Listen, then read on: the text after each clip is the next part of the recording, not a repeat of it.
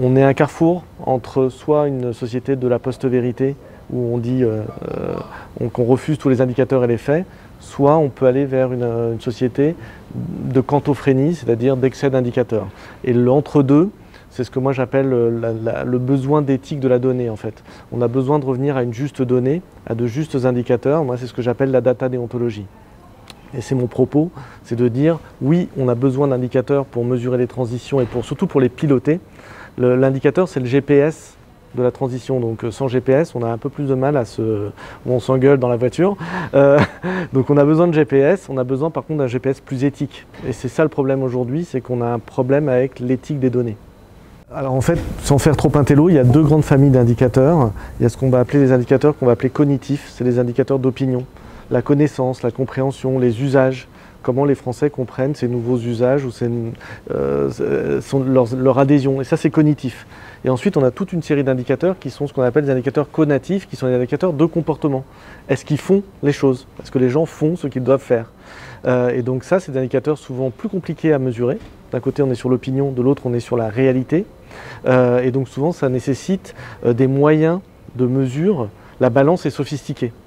Et la question qu'on peut poser aussi pendant cette journée, c'est quels moyens on se donne pour mesurer les choses. Si vous allez demain dans un problème de santé, on va vous faire passer par une prise de sang, qui est une forme de mesure, mais on peut aussi vous faire un scanner ou un IRM qui est beaucoup plus coûteux. En fait, on ne s'en rend pas compte en France puisqu'on a la sécurité sociale, mais ça coûte très cher en fait cette mesure. C'est pareil pour tous les autres données, mais tous les autres indicateurs c'est pareil.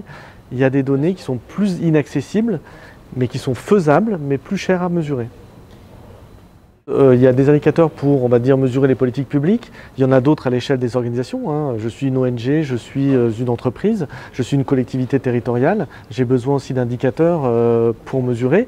Mais je pense qu'il y a un vrai sujet de réaffirmer que l'indicateur est un bien commun, est un sujet d'intérêt général. Occurrence, justement, la société que je dirige a inventé il y a 10 ans et seulement a été visible ces derniers temps. C'est nous qui comptons le vrai nombre des manifestants dans la rue. Et on l'a fait dans une démarche RSE.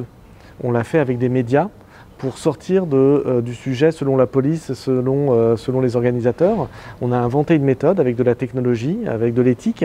Mais le sujet, c'était de redonner en fait, aux citoyens et aux médias, qui pour moi sont les intermédiaires de ce bien commun, enfin, on va dire ça comme ça, de leur redonner leur puissance d'information et de vérité.